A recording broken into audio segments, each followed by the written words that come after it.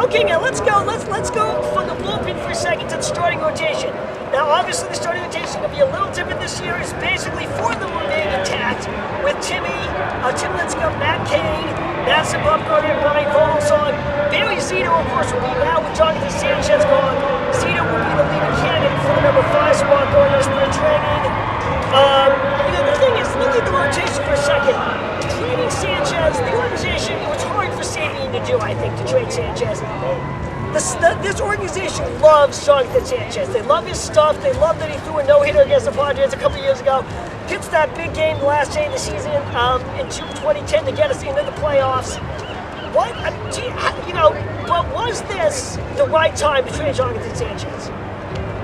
So, yeah, I think it was the right time. As good as, we're talking about pretty much the good side of Jonathan Sanchez, but there's also the bad side of him being erratic. He's had some injuries, and I don't know, as far as, I think it's best for both teams. For the Giants to get, they're going to get a possible lead-up hitter in Melvin Cabrera, and then for Jonathan Sanchez, I think he needs a little bit more mature. And I think Kansas City's a good spot. It's in the American League. He can be their ace pitcher, and I think the Giants definitely wish him well. But I think it's something the Giants, as far as all the pitchers are concerned, because Zito, you can't release him because of the contract. Sanchez was the bait. He was the guy that you want to get some talent back. Yeah, and we thank him for his services, helping us win the World Series.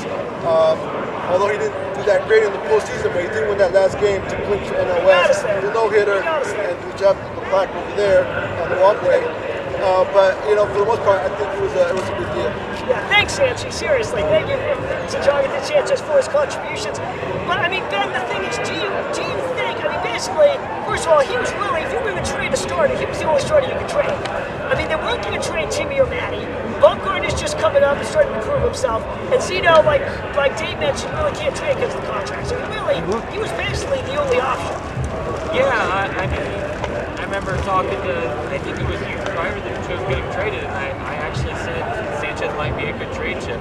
I don't think they got enough for him. Honestly, when I was originally looking at the trade, I said, oh yeah, Melvin Cabrera's coming off a pretty great year, and he's got one of those kind of understated stats in that he hit a ton of doubles, and that might work really well in this part.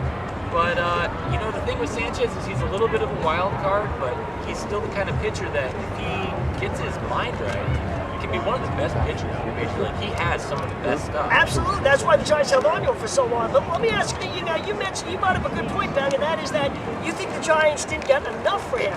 I got to be honest, based on, like Dave mentioned, the bad side of Sanchez, I'm surprised we got what we did for him, to be honest. Not to insult, I'm not to insult Sanchez as a person or anything, just the bad side of his pitching. I think getting a Melvin Cabrera was more than what I expected to get for Jonathan Sanchez. I say just being honest. The thing with him as a trade chip, and it's sorry to think of you as a trade chip, Jonathan, but really, yeah, we're sure he's watching. Probably the central point of his value is the stats he put up in 2010, which were really, really good over the course of the whole season. And who's to say that he can't get back into that and even, be that pitcher for the rest of his career? Okay, well, Dave, let me ask this. With that trade, obviously that's one less starting pitcher that the Giants have. Are you at all worried about the depth of the starting rotation after losing? Because last year, we had Sanchez, we had Zito. When one of them went down, Vogelsong was able to step up. Surkamp came up, and the organization pretty much decided he wasn't quite ready yet. So are you at all worried about the starting pitching depth that one of our guys should go down like last year, and one of the guys gets hurt or doesn't perform well? A little bit, just a little bit. I think for the most part, the Giants are pretty much there. We have 4 quality arms, one of the best pitching staffs in the major leagues. Let's just cross some fingers that Cain or Lincecum doesn't have an injury, or else we're gonna have Please to. Don't say that. Well, we might have to get one of these. Like I said, we got spring training. It could be an arm that emerges, someone out of the blue, like Vogelsong last spring. And if that happens, that'll just be only a bonus. And then obviously, like you said, you have Zito still. Could he turn his career around? Just like another player that's been criticized a lot, even though it's another sport, Alex Smith. There's still a chance for Zito. I'm sure. I like the analogy there, actually. I'm sure 90% of Giants fans think that Zito, that's as good as he'll ever get. There's not much hope for him. But who knows? We still have him, and he's gonna have to step it up regardless. If he becomes a good starter or a long relief guy, Zito, that's why I think another reason why you traded Sanchez as well, because you still have that other arm in case we have an injury. Okay, well, yeah, let me ask you this. Speaking of Zito, right? I mean, Zito, obviously, we talk about the fifth spot in the rotation. We talk about, and obviously, he's the leading candidate going into spring training. And, they have less, like David I was saying, they have less depth now that they traded Jonathan Sanchez, although it may have been the right time to trade him. But Zito easily last year had the worst year of his career. Easily. I mean, he was 3-4 with a 5.87 ERA, a 1.40 WHIP, only played 15 games, not getting more starts. So given that history, do you think the Giants were right to just hand over the number 5 spot, or do you would like to see the organization, like say, bring in 1 or 2 more arms into spring training to compete with him for that last rotation spot?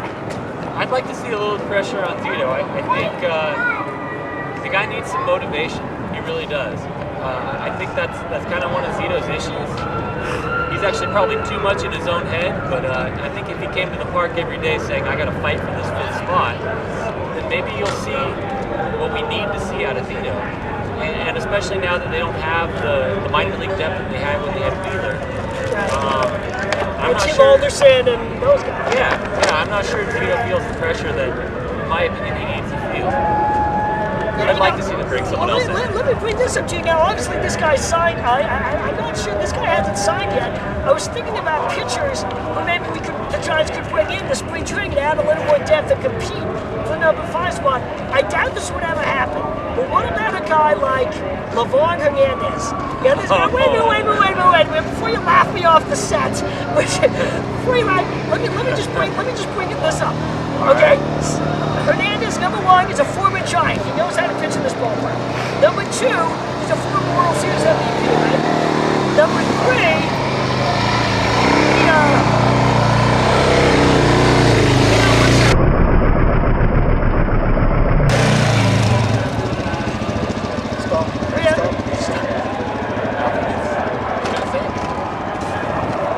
No, he's just driving, but it was. Did we cut Adam?